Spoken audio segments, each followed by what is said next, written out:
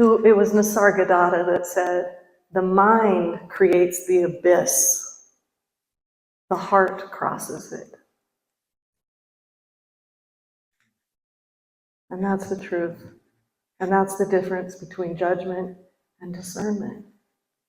Liberated wholeheartedness. You can say no with your heart wide open in discernment. There's absolutely no problem there. There's no villain. There's no enemy. There's no making somebody wrong so you can be right, so you can say no. That's the only way we get to say no in judgment, is if we're somehow righteously defended. I mean, it's innocent. I'm not judging it. We all have done it. The world does it all day, every day. The divided, conditioned belief in separation world lives on that, as that. I can only have certain choices if they're justified, defended, somehow mostly justified from my past. Something dead and gone. Not even, right? It's not around. No reality to it whatsoever. It was Ajahn who, one time at retreat, he said, a situational no can be a universal yes. And that is a truth in discernment. You know what something is. And you're, let's see, moved as you are moved. Talk as words come. See with sight that enters the eyes. The sun can only be seen by the light of the sun.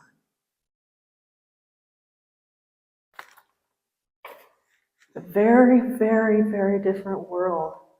And I guess in the summer deep dive, I just really wanted to acknowledge that transition, because I think it is like two trains leaving the station, or I think I wrote in the welcome letter something about a foot in one stream, a foot in another, during this transition time. I want to honor that, I want to acknowledge that, and we can come together to practice fully stepping into wholehearted, liberated discernment, open field, roomy, out beyond right doing and wrong doing. Not see, the mind will go, well, I'm not going to sanction evil. It'll go home and be like, is she telling me to sanction evil? No, we're not sanctioning bad behavior, what we would call. It does get less and less and less and less able to figure any of that out, though. I mean, I was telling somebody today, I was with my granddaughter a couple of days last week, she's 5, and I was kind of like, well, I don't know. Well, I don't know. Well, I mean, everything she was asking me, I didn't know. And she was like, I mean, to her credit, she contemplated that, She kind of thought about it. She had a look of consternation on her face, and then she said, hey, J-Ma, I'm 5. Like, I need a little direction,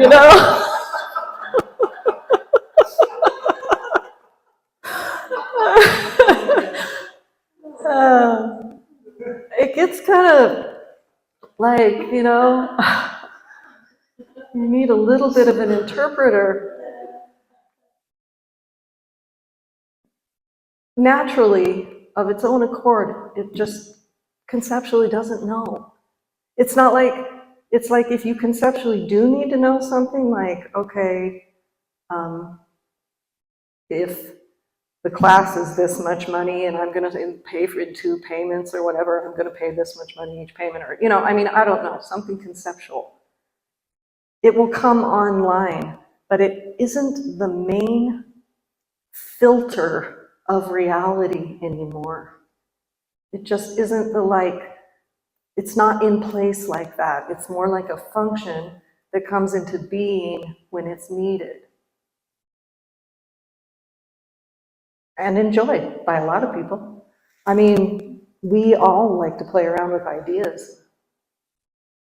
I mean, it was like Aristotle or Plato, I don't know, my mother-in-law always used to say that, oh, I can't quote it, the closed mind talks about other people, the more evolved mind talks about ideas, and anyway, there was this continuum that like one of those Greek philosophers had set out, but like, you know, ideas can be juicy and fun if we're not solidly setting up camp in them as that's mine, that's the way, that's, you know, not my new identity, I'm taking that on.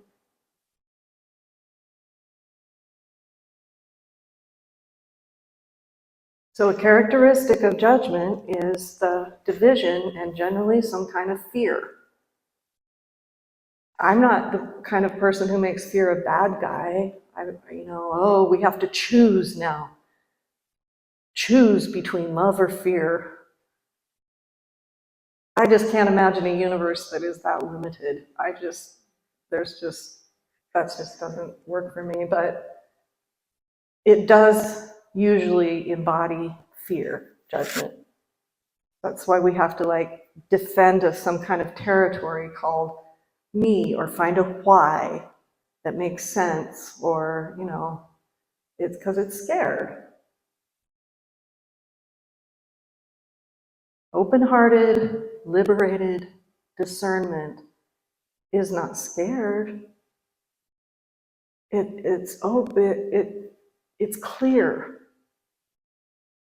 It's clear of all that stuff that I just read. It's clear of self. It's clear of conceptual information, history, division, defensiveness. It moves as it moves. It stays in the car when it drives through Yellowstone. It doesn't get out and feed steaks to the grizzly bears. Somebody sent me on Instagram, because I've used that metaphor, actual footage of somebody out of their car feeding steaks to grizzly bears, and of course they died because the grizzly bear thought they looked like a pretty darn good steak. You know, discernment. Things are as they are, is what it is. It just doesn't have to be good or bad for me, for this particularity, this thread in the tapestry, to be moved in the direction it needs to move. It doesn't have to be in response to a judgment, or reaction, that is, to a judgment. It just doesn't matter. It becomes super irrelevant. All that becomes really irrelevant. That way we used to categorize everything in order to make life.